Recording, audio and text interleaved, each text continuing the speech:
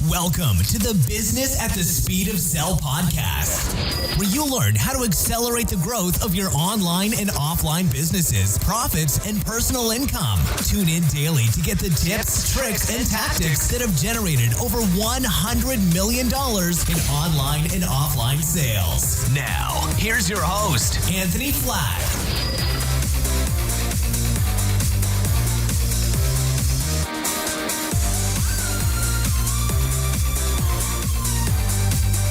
Welcome, everyone, to this edition of Business at the Speed of Sale. So what we're going to talk about today is a list is not a list. Now, I started looking at and learning about internet marketing and selling things online back around 2005. I kind of came around to this idea. I was helping a lot with youth wrestling. My son was a youth wrestler. I was wanting to help promote youth wrestling. And what I noticed is back then, the organization that ran youth wrestling, which I wasn't part of then, which I'm now the chairman of, they did everything manually. Everybody showed up at a high school gym. They did everything on paper, and they didn't really communicate at all to their customers or to their prospective customers. So one of the things that I started to do when I became a volunteer is I started to tell people, hey, send me an email if you have any questions. And as I continued to volunteer, and over a number of months and years, more and more people sent me emails asking me questions about events and how to register and what should they do to get better training and how do they get their son or daughter to become a better wrestler. And, I responded and answered their questions and helped them out. And it was just, a regular old communication. There's nothing special about it. They just had a question. They needed an answer. I could help them out. They would send me an email. Over a couple years of doing this, I really built up a large list of people that would ask me questions. I mean, I would get tens, if not hundreds of questions a day sometimes. Everything from what time does the weigh-ins start for this event? Can I come in early? When do you think we're going to be done? Simple questions to where do I find a training center? How do I get better? What should my wrestler be eating? How should they be working out outside of wrestling? I mean, just pretty much any question you could imagine they were asking. And I answered those questions and continued to answer those questions. But over time, I got to the point where, man, this is a lot of work. This is a lot of emails.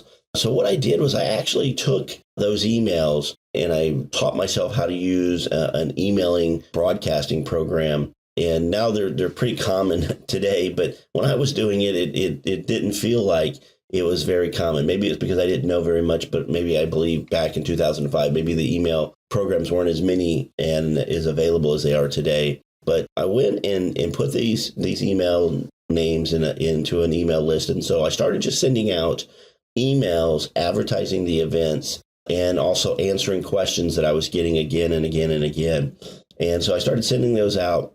And over time, it got bigger and bigger and bigger and bigger. And as I was learning about internet marketing, a lot of the people I was studying from, and I've bought lots of internet marketing products. I've bought products from probably no less than 24 different product creators and probably tens of thousands of dollars worth of products I think I started really buying products probably in 2007 and steadily have been learning and educating myself since then. But one of the big common themes is you got to build a list, got to build a list, got to build a list. Well, about that time, I went and looked at the list that I had been building already, and it was close to 30,000 people on this list. And one of the programs that I was studying said, if you do it right, a list is worth about $1 per person on your list per month when you're constantly selling them new programs and new products and so forth. And so I got really excited and thought, man, I've got a $30,000 a month business right here. And just these people I've been helping out for the last couple of years and sending them emails and talking with them. And they know me. And I can't say that I knew every person that was on that list, but I had at one point in time sent them an email and communicated with them. So I had some level of relationship with them.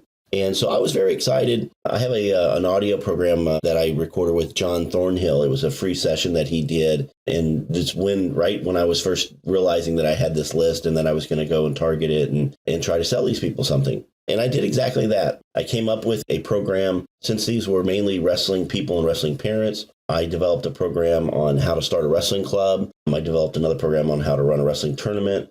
And I developed a bunch of audios, probably, 15, 18 audios on different aspects of youth wrestling, how to properly lose weight for wrestling, how to work out, things like winning the battle and losing the war, which is an audio on how some kids are becoming champions in sport, but then they're becoming terrible human beings, and why it's so important to make sure that we keep that in a balance. And so I created these audios and I created these programs, and I went ahead and created my email campaigns, and I started sending emails out. And every email I would send out, it would have some valuable content in it. And one of the programs I was studying said, send out 4 or 5 emails with really good quality content in the email and potentially links to free stuff. Give and give and give.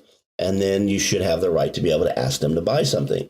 So I did that. So I created these audios, and I would type up these valuable emails, and I'd send these emails out. And the emails were read. I had some pretty decent open rates and read rates on the emails that I was sending out. I'd send audios out, and the links to the audios, tracking the links, and people were clicking on the links. Everybody's really positive. And I'm thinking, man, this is great. This is going to work out really well. They're getting something from me. They're getting a lot of free content, a lot of free advice on what to do. And I get them to buy my products. I can make a living doing this. So then it came to the time to send them the email to ask them to buy. I'd send them the 4 or 5 emails with the training in the emails. And then I also sent some audio links. And then I sent the email out and said, hey, I've got this How to Start a Wrestling Club program. If you're interested in it, go here, and you can buy it here.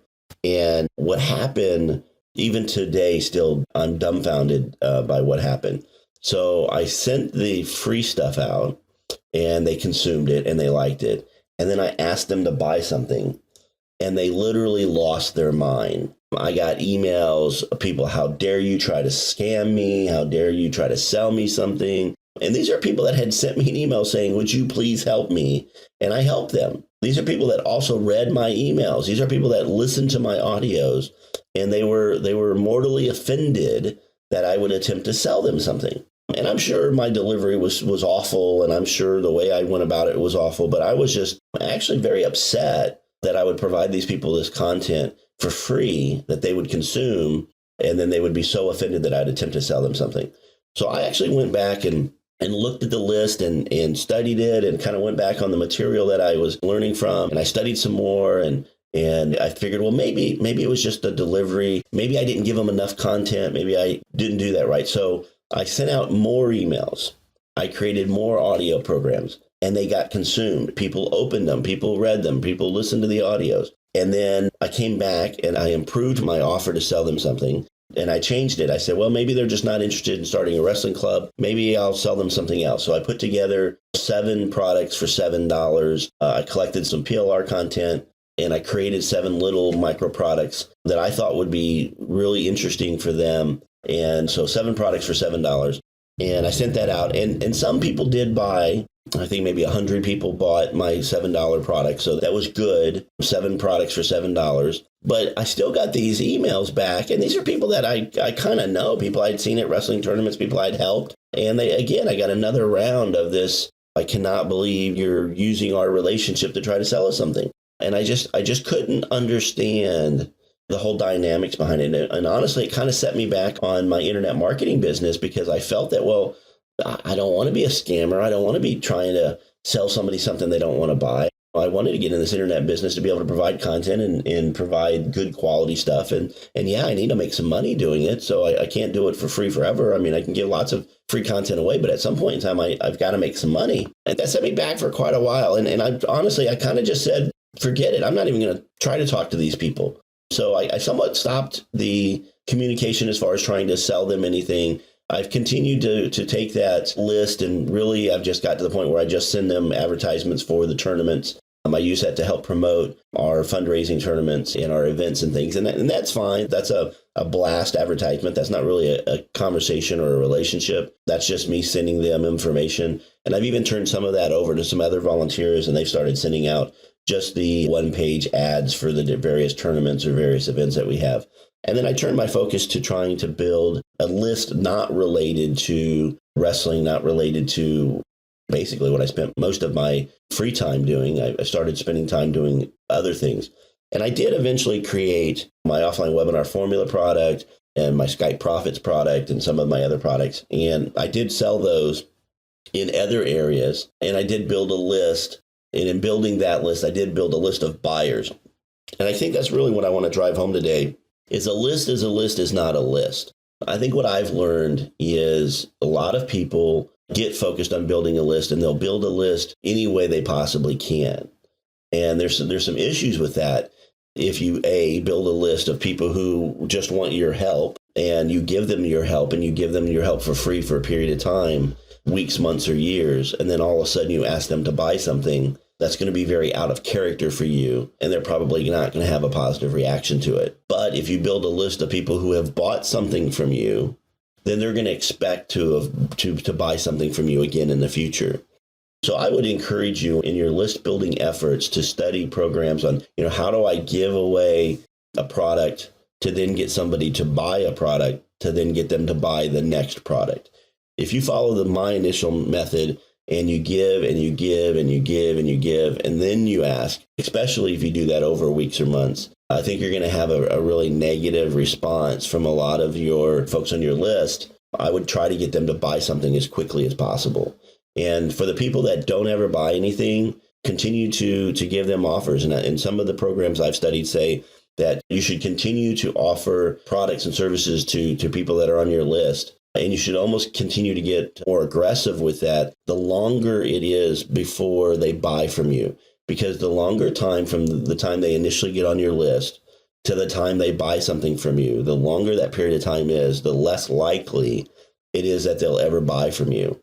And it's not a bad thing to get somebody to unsubscribe from your list. So if you're pushing somebody to buy something, and when I say pushing, I say politely pushing, you're encouraging them, or you're aggressively encouraging them to buy something, then they're either going to buy or they're going to get off your list. Either they see some value in what you're providing or they don't.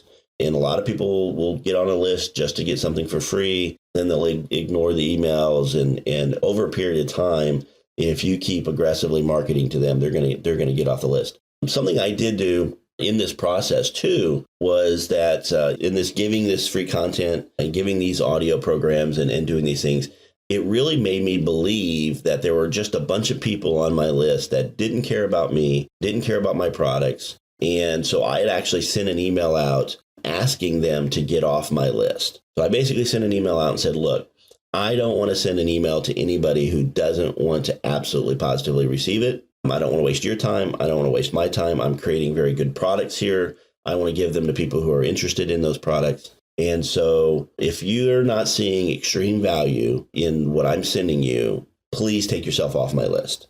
And if you're on my list and you don't read my articles and you don't listen to my audios and you don't buy my programs, I'm going to take you off my list. I don't want to bother you. I don't want to be spamming you. So if you don't see value in my list, in the product that I'm providing you, please take yourself off my list. And I did that, and I sent that out, and that went out to about, 25, 30,000 people. And I was really expecting, half of the people to unsubscribe. And what happened was about 5% unsubscribed. And about 10% sent me emails begging me not to take them off the list. So that did somewhat validate the fact that I was providing really quality content, because they wouldn't have bothered sending me the email if they didn't really enjoy it. And I've gotten a lot of emails from people that have said that they've taken my content and they've shared it with their classroom or with their students or their wrestlers, with their coworkers. So I'm very proud of the content that I've created. And not everything I've created is the best thing there ever was, but I do have some really good content out there, and I do believe I've created some really good products. So I'm not shy in telling people that there's value in those and that I need them to buy a certain amount of my product for me to be able to continue to provide them the value that I provide them via email and audio programs and video programs. So a list is not a list. Know what you've got. You want a list of buyers. The sooner you can get a list of buyers, the more money you're going to make selling your product, selling other people's products, and developing that relationship. And it's not really worth it to develop a relationship with a bunch of people who are not going to be interested in buying your products in the future. So I strongly encourage you to build a list of buyers as quickly as possible. And I think you'll find that just having a list is not enough. It's got to be a list of buyers. So hopefully you got a lot out of that. Appreciate it. Take care. If you have a question for Anthony, then head over to www.anthonyflatt.com and leave him a voicemail message for a chance to have your question featured on the show. Thanks for listening to the Business at the Speed of Sell podcast at www.businessatthespeedofsell.com.